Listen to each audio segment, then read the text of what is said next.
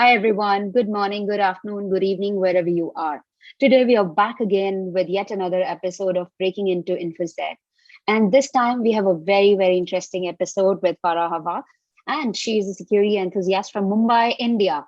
And she works as an ASC for Bugcrowd, which is a very famous vulnerability disclosure format or a platform. If she is not triaging your submissions, she can mostly be available on the YouTube or on the Instagram Reels. They are amazing. You should really check out her YouTube and Instagram. She does really cool stuff there and share a lot of information for anyone and everyone. You can just go ahead and check out. Thank you so much, Farah. We are glad to have you here. Thank you for inviting me. I'm actually so happy to be here and to talk to you and even to help out the students. So, yeah, I'm sure we're going to have an amazing chat. Yeah, looking forward to it. So the first thing that I wanted to ask you that how exactly you started your journey with web app hacking, because today we are talking about web app hacking. So I wanted to understand your journey because it is very early that you started off with that. And especially if it's a student, how exactly they can also start similar kind of a story or a journey, and how can they be unique in themselves as well. So what was your journey?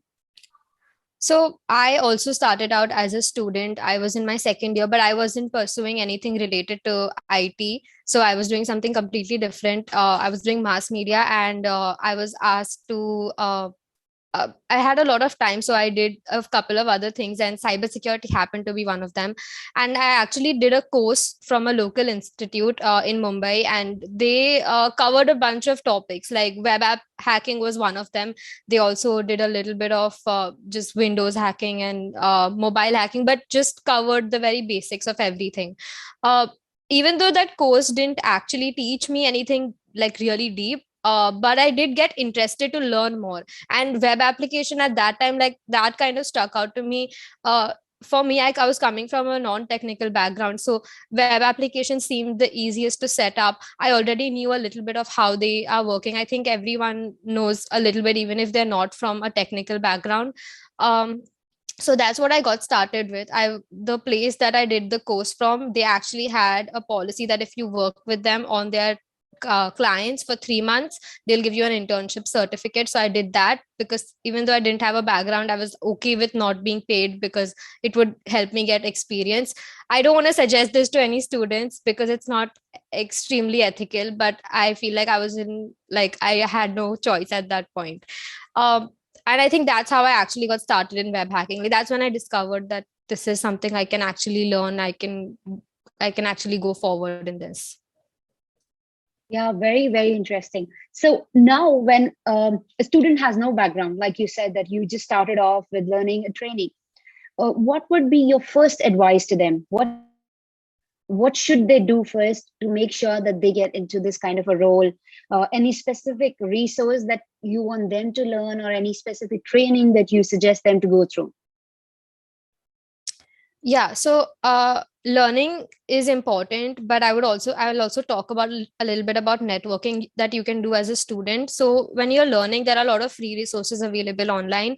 You can look at Portswigger, which has great resources for web hacking. If you're willing to invest a little bit, even Pentester Lab is great. It's like $19 for a month, which isn't too less, but it's not too much as well. It's okay.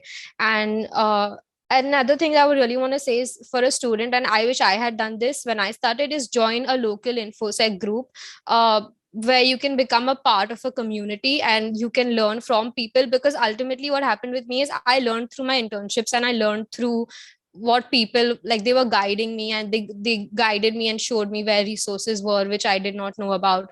So join such local infosec groups where you can understand where people are working, what their day-to-day job looks like, and how you can also learn and become the same someday. I totally agree with you that local joining local groups is very, very important. I was busy with working and my other things, but I never knew that there are groups that existed back then. When I was introduced to OWASP and Null, actually it opened so many doors for me. Talk about opportunities, talk about learning, and was so much more. And it helped me grow in my own career. And it was a personal development as well. Yeah, I think networking is as important as learning, because you can learn, but you also need to know good people, have a good network around you. And even if, I mean, another thing that I discovered very late, like you said, when you discovered OASMA, I discovered InfoSec Twitter pretty late. I wish I knew that there were people out there openly sharing so much of their knowledge. And so if you want, like I'm on Twitter, Vandan's on Twitter, you can just follow us, follow the people we follow, and learn from them. Yeah, agree with you. And these are the things which actually keep you growing in the industry. Twitter seems to be somewhat overwhelming in the beginning, but then when you know this is how it works, or maybe LinkedIn, where you get connect with the professional people, probably that helps you grow in all of these things. Now, for when we talk about certifications, when we talk about web app hacking, is there any specific certification that people can take, or can just go ahead and join any platform, bug bounty platform, and start exploring? So, what's your view around that? Um, so for bug bounties, you don't need any certification, or you don't need any qualification. You can pretty much go on a platform and submit a bug.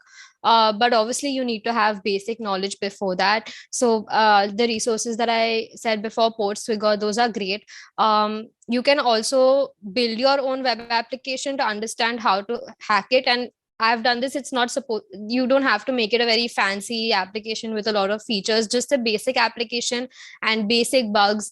uh, like maybe you can start with SSRF, and see how you can exploit SSRF on your own application, and this will allow you to understand how your request looks like to a server, and how you can modify the request and play around and get what you want from as a hacker. And that's one thing. But for a job, I think you need some certifications to cross some barriers sometimes. And a really good certification for web apps, or generally for application security, is OSCP. It is a little bit pricey, I know that, but it is something that someone, if they don't know anything, they can start with that. And it's a tough journey, but once they get through it, they'll end up having a lot of knowledge. uh, if you think that's too intense for you, you can also go for the eLearn security ones, which are a little bit less overwhelming, but they also teach really well. And I think there's one more called CompTIA Security Plus, if I'm not wrong. That's the company that starts that certification. But yeah, these three certifications, I think I would recommend. They give good knowledge for web apps, and they also very well known certifications, so it'll help you with hiring and HR as well. Mm-hmm. Yeah, totally. So now someone has entered into it, they've got a job. How exactly career progression look like? Because when we talk about hacking, this has been seen as sort of a bad thing. But then we do it for a living. Like that's we are actually hacking the organization itself, and then telling them ethically that yes, these are the things that are not right, or these are the bugs which are there and you need to fix. So probably how exactly the career progression here looks like in hacking world.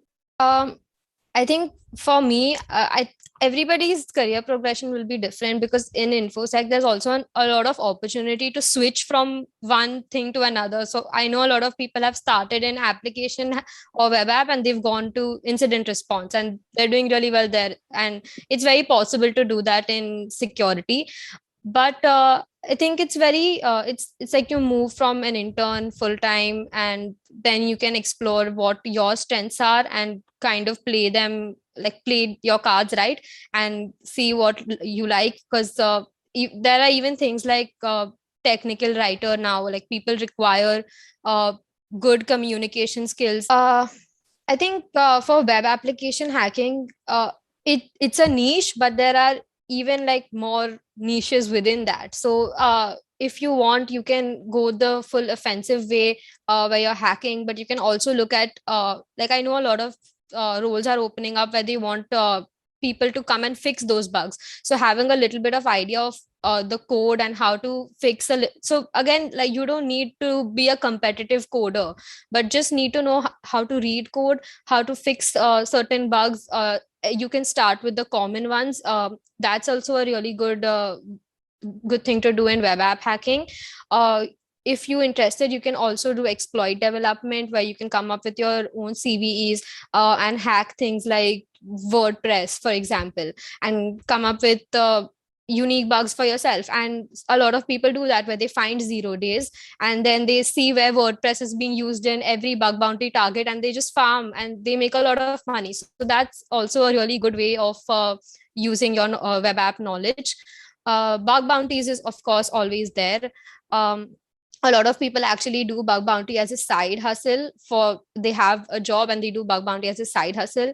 And like I said earlier, I think that's technical writing. So if you want, you can also write really good blogs, or like me, you can make videos, because I think I come from a non-technical background, so I have that thing in me where I break down technical bugs into non-technical concepts in my head. So if you have a skill like that, I think people really appreciate that as well. Yeah, totally. Because if you don't understand the bug, you would never be able to anticipate what's going to come next. And it's all about chaining the vulnerabilities. And when you explain and understand it in a very layman terms, it Yeah. actually makes better impact, and it people also can understand what you're trying to express it to them.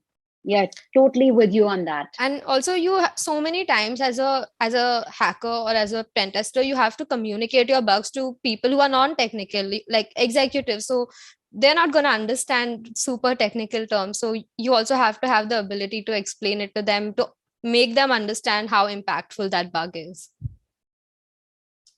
Right, absolutely. And now we are seeing that a lot of people from India itself are coming up with so many innovative bugs and reporting them. Yeah. So, what are your recommendations for people who are looking for a job in cybersecurity, or especially around this area of web hacking? So I think networking is very important, creating a personal brand for yourself. And I think what I mean when I say that is, uh, do a lot of contributions, like give back to the community and make your own not just content, but make something of your own. It could be even a tool. So if you're good at scripting, you can just create a tool that simplifies some part of your testing, or simplifies any aspect of that you think will help others also. Um, so uh, building building good personal projects in that sense, creating content, making blogs, or I said even Twitter, it's a really active community. So even if you just contribute on Twitter sometimes, I also know, I just want to plug this one person. His name is Rohit, and he makes these zines which are like kind of like comics, and it's so cool to see that. So that's what, there's no like limit. Just do what you think, like find out what your strengths are, and then do something that combines hacking and your strength. So I mean, he's created a personal brand for himself in that sense by doing such amazing work. So figure out something like that, and I think that really helps you stand out with employers, with hiring managers. uh, I think that's what I would recommend to a student. Now, before we part ways, can you please suggest some podcast, newsletter, books, or talks that you feel that these should people look at and you follow personally? So I'm a big fan of newsletters because I feel like they not only give you resources, but they update you with resources, and that's very important. I really like Integrity's newsletter. It's called Bug Bites. You can find it on their website. And there's also one more newsletter by Security. He has a Twitter, like he's very popular on Twitter, and I think the website URL might be there because I don't remember the exact URL. Uh, these two are really good newsletters. They have some of, like, I think it's a weekly newsletter. So every week they curate some of the best resources in all forms. So there's podcasts, there's books, I don't think so, but podcasts, episodes of like any cybersecurity talks, YouTube videos, blogs, all of that. Every week it's updated. So really a gold mine.